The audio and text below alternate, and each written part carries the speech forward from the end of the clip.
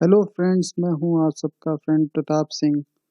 और आज का हमारा टॉपिक है peak margin reporting which is going to implement from 1 December 20।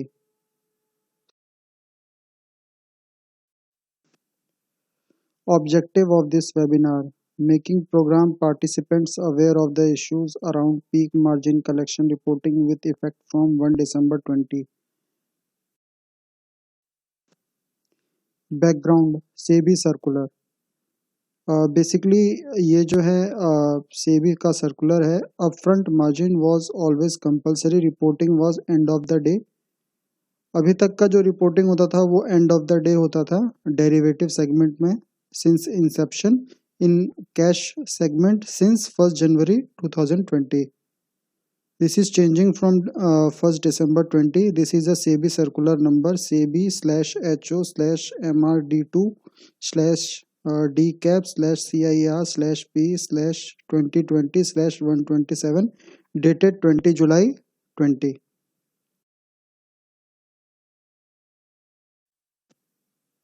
Highlights of the framework: 1. Clearing corporations shall send minimum 4 snapshot of client-wise margin requirement to trading members, clearing members, randomly taken in predefined time windows for commodity derivatives। Basically इसमें क्या है कि आप 1 December 2020 से जब भी trading करेंगे तो जो क्लियरिंग कॉरपोरेशन है दिन में किसी भी समय 4 बार आपका जो पीक मार्जिन है वो आपका स्नैपशॉट लेगी और उसके बेसिस पे आपका जो मिनिमम मार्जिन है वो होना चाहिए आपके पास। जैसे अगर किसी स्टॉक की मिनिमम रिक्वायरमेंट है 20% और आपने अगर किसी भी समय 5 लाख तक का मैक्सिमम एक्सपोजर लिया है तो उसके हिसाब से आपका पीक मार्जिन हुआ 5 लाख का 20% यानी 1 लाख। तो उसका 25%, अभी जो फ्रेमवर्क है उसके हिसाब से 25% यानी 25,000 आपके अकाउंट में होना चाहिए for intraday trading. Also, end of the day files like MG13, MGTM will have additional fields. Peak margin, highest of the snapshots. इसमें क्या है कि अगर आपके 4 स्नैपशॉट हैं उसमें जो आपका सबसे हाईएस्ट जो आपका इंट्राडे ट्रेड होगा उसके बेसिस पे ये आपका highlights of the framework to reporting. End of the day margin obligation of the client shall be compared with the respective client margin available with the trading member, clearing member at end of the day, and peak margin obligation of the client across the snapshot shall be compared with respective client peak margin available with the trading members, clearing member during the day। ये सब कुछ highlights हैं जो मैंने आपको basic चीज थी वो मैं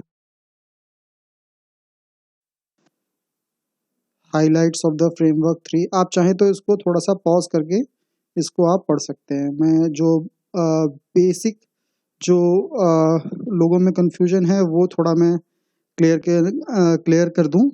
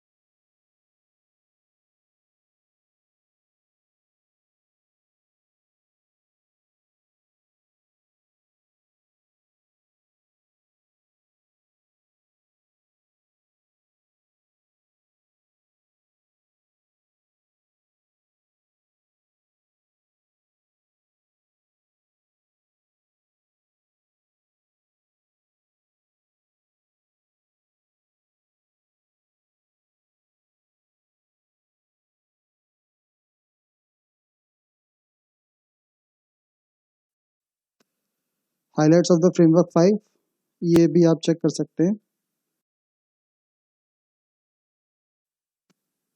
parties involved in the process clearing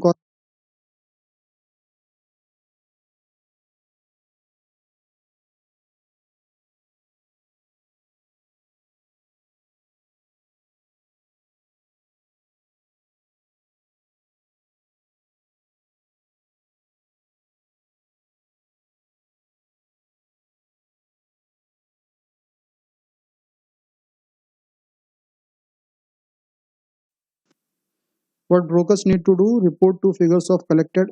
brokers को 2 फिगर रिपोर्ट करनी है एंड ऑफ द डे, अगर उनकी कोई पोजीशन कैरी फॉरवर्ड हुई है या फिर जो भी उनकी इंट्राडे जो भी उनका एक्सपोजर हुआ है। अगर कोई भी ब्रोकर किसी क्लाइंट से मार्जिन कलेक्ट करने में फेल होता है तो पेनल्टी जो है,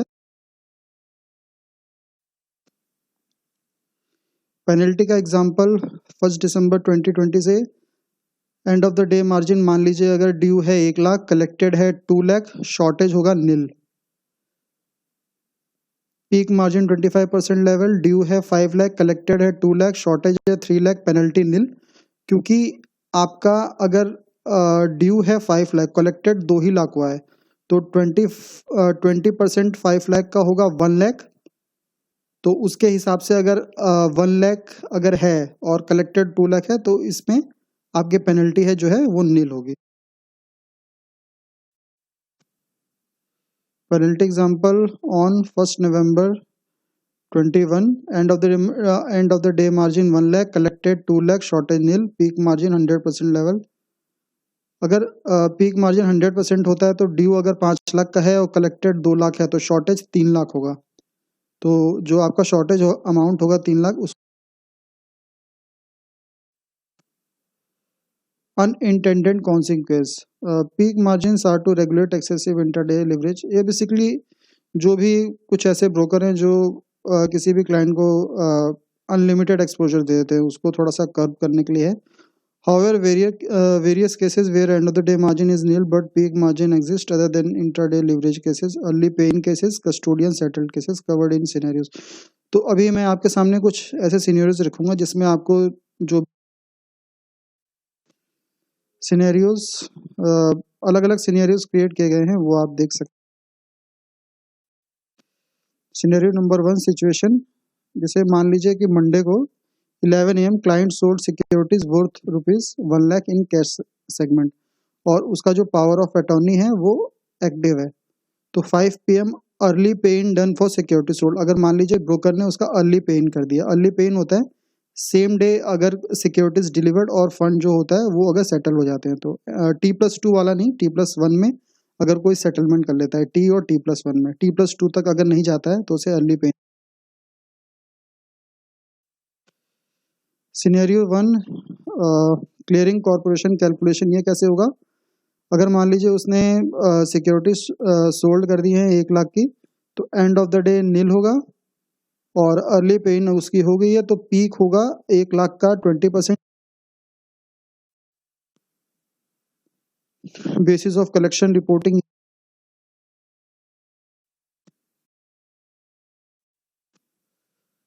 तो इसमें आप देख सकते हैं margin due end of the day nil, तो जो ब्रोकर रिपोर्ट करेगा end of the day nil, peak है 20,000। तो जैसे उसका अर्ली पे इन हो चुका है, सेटलमेंट हो चुका है, तो ब्रोकर जो है वो 20,000 रिपोर्ट कर देगा, तो कोई पेनल्टी नहीं लगेगी।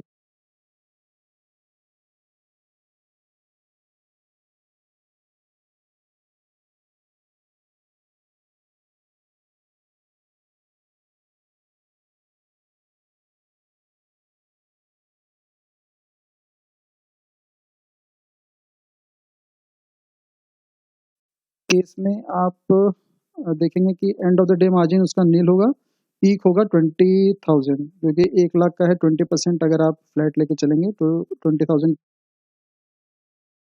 में जो है बेसिस ऑफ कलेक्शन रिपोर्टिंग। इसमें अभी तक कोई क्लैरिटी नहीं है, किसी का कुछ कहना है किसी का कुछ कहना है, क्योंकि इस पे अभी सेबी ने कोई ऐसी इशू मतलब कोई गाइडलाइंस नहीं ऐसा कुछ बताया कि 100% क्लियर हो, तो थोड़ा मिक्स। तो इसमें आप ये मान के चलिए कि जो मार्जिन कलेक्टेड है जो ब्रोकर रिपोर्ट करेगा एंड ऑफ द डे नील और पीक 20,000 करेगा, मगर इसमें अभी भी कुछ कंफ्यूजन है तो इसको बाद में हो सकता है सेबी। एक और सिचुएशन लेके चलते हैं कि अगर मंडे को 10 बजे इंस्टीट्यूशनल क्लाइंट ने एफओ सेगमेंट में अगर ट्रेड किया 1 लाख का और 11 बजे कस्टोडियन ने उसकी पोजीशन उसके थ्रू हुई है और उसका जो पीक्स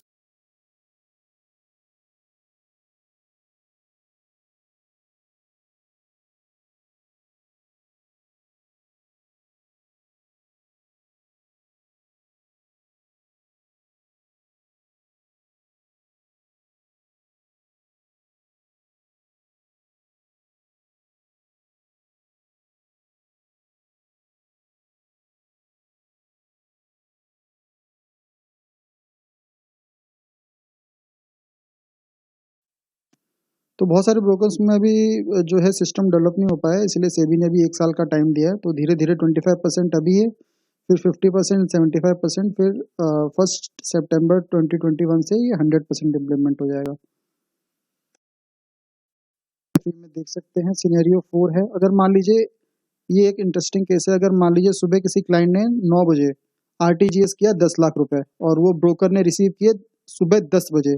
9 बजे क्लाइंट ने आरटीजीएस किया और सुबह 10 बजे अगर ब्रोकर ने रिसीव किया, और अगर क्लाइंट ने सुबह मतलब एफओ सेगमेंट में 9 लाख की पोजीशन बनाई और 11 बजे पोजीशन स्क्वायर ऑफ कर दी, और 4 बजे क्लाइंट ने अपने जो सुबह 10 लाख उसने आरटीजीएस किया था वो उसने 4 बजे उसका पे आउट। केस में देखिए end of the day margin requirement nil है क्योंकि इंट्राडे पोजीशन उसकी स्क्वायर ऑफ हो गई है। जो पीक मार्जिन रिपोर्टिंग है वो मार्जिन कलेक्टेड होगा वो, इसमें आप देखिए इसमें ब्रोकर मार्जिन कलेक्टेड दिखाएगा कि हाँ उसके पास मार्जिन कलेक्शन था, और and of the day position उसकी नील है, तो पीक मार्जिन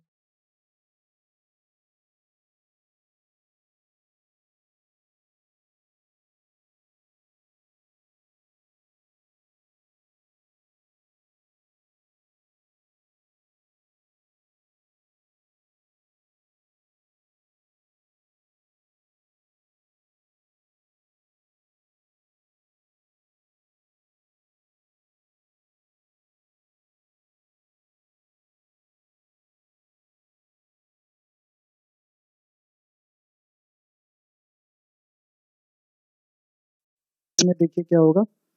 मंडे को 20,000 की रिक्वायरमेंट होगी, ट्यूसडे को 20,000 होगी, वेडनेसडे को नील होगा क्योंकि T+2 सेटलमेंट है, तो T+2 वेडनेसडे होता है, तो उसमें नील रिक्वायरमेंट है। और 1 लाख की सिक्योरिटी उसने सोल्ड की है, तो इसीलिए मंडे ट्यूसडे में 1 लाख का 20% यानी 20,000, और पीक मार्जिन रिपोर्टिंग होगी मंडे की 40,000, ट्यूसडे की 20,000 और वेडनेसडे की 20,000। मंडे की 40,000 क्यों होगी, क्योंकि आपका जो 1 लाख का 20% है 20,000 वो, और जो उसने अपनी जो 20,000 की उसकी प्लेस सिक्योरिटी थी, तो 20 + 40, इसलिए मंडे को 40 और ट्यूसडे। इस केस में ब्रोकर कैसे रिपोर्ट करेगा, basis of collection reporting. Sale done at 10 AM has been early paid, margin is collected for purchase done at 11 AM, both the place shares plus 80% of sale value available. FAQ में आप इसको पढ़ सकते हैं। ठीक है, आगे बढ़ते हैं। इसमें क्या है कि and of the day margin और पीक मार्जिन इस केस में ब्रोकर पूरा पूरा रिपोर्ट करेगा, इसमें कोई प्रॉब्लम नहीं है।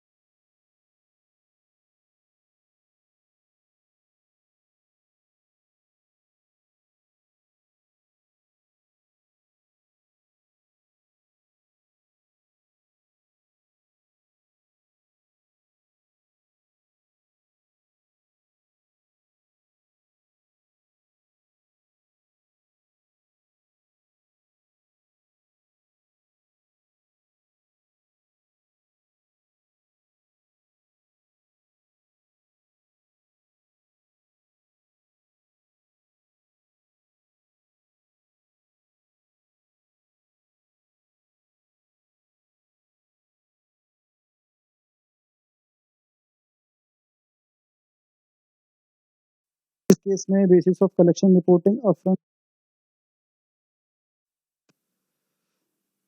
इसमें जो ब्रोकर है वो पूरा पूरा मार्जिन इसमें रिपोर्ट करेगा, तो इसमें सच ऐसा कुछ नहीं। आप अगर मान लीजिए अगर आपको कोई भी इसमें थोड़ा सा अगर आपको समझना हो तो आप जो ये है इसको आप पॉज करके थोड़ा पढ़ सकते हैं। जो बेसिक इसमें आप देख लीजिए। सिनेरियो नंबर 7 सिचुएशन, अगर मान लीजिए क्लाइंट ने एक्स सिक्योरिटी प्लेज कर रखी है 1 लाख की, और कंपनी वाई की अगर वो 5 लाख की सुबह 10 बजे सिक्योरिटीज खरीदता है, और कंपनी जेड की वो जो उसके पावर ऑफ अटॉर्नी शेयर्स हैं वो 1 लाख का वो सेल कर देता है, और 2 बजे जो उसने सेल किया था वो उसको दोबारा स्क्वायर ऑफ कर देता है, और 3 बजे जो जेड कंपनी था उसको भी उसको एरफ कर देता, और 5 बजे share of company were move to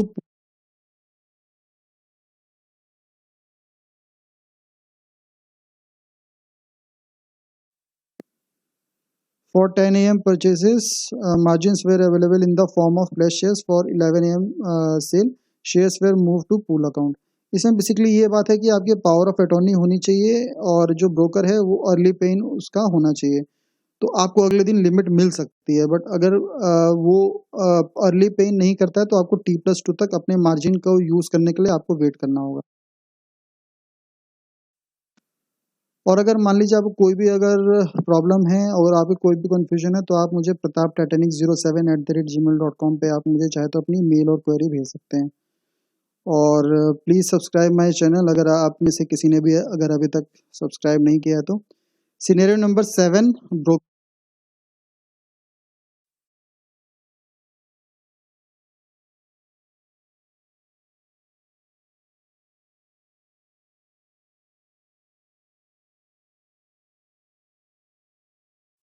इसमें ऐसा कुछ भी नहीं है। अगर मान लीजिए बीटीएसटी अगर आप लोगों को करना है, मैं इसमें कुछ एक एडिशनल बात बता देता हूँ। बीटीएसटी करना है, अगर मान लीजिए आपके पास 50,000 का फंड है तो आप मैक्सिमम ट्राई करिए कि 30 to 35,000 का ही परचेज करके जाइए अगले दिन के लिए, अगर आपको लगता है कि आप बीटीएसटी कर सकते हैं। अगर आपको सुबह अगर सेल करना है जो आज के शेयर परचेज हुए 50,000 से ज़्यादा मत आप करिएगा, क्योंकि उसमें फिर ब्रोकर आपको लिमिट नहीं देगा अगर आपका नेगेटिव बैलेंस होगा तो। आपको थोड़ा-सा क्लियर हो गया होगा। अगर 50,000 के हैं तो मैक्सिमम 30,000 तक का ही लेके जाइएगा आप। 50,000 तक पूरा मत लेके जाइए।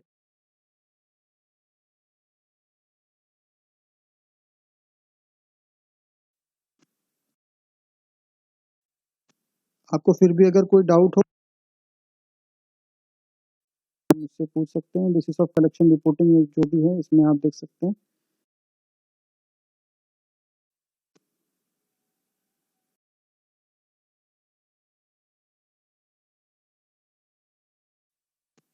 तो ये बेसिकली जो मार्जिन सिस्टम है वो ब्रोकर ने अपने-अपने प्लेटफ़ॉर्म पे अलग-अलग ब्रोकर ने अलग-अलग तरीके से अपडेट कर रखा है। कुछ ब्रोकर ने जो अभी जो सिस्टम जो 1 दिसंबर से लागू होगा वो बहुत सारे ब्रोकर ने पहले से ही कर रखा है।